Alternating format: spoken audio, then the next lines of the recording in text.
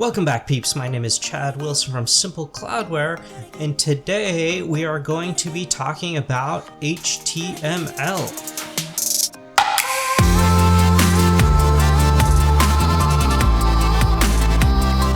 Another type of formatting is the superscript and subscript, and that is represented by the SUP and the SUB elements.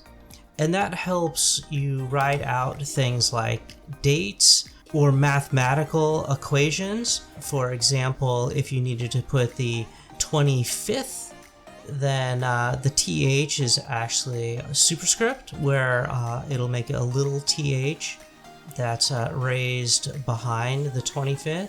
And you use that too if you're doing like an X by a factor of 3.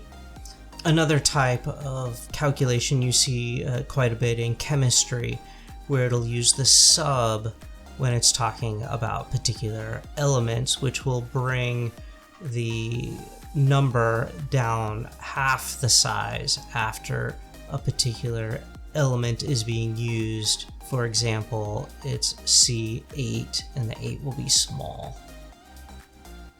Another example is code, which will give you the ability to display actual code without it being formatted.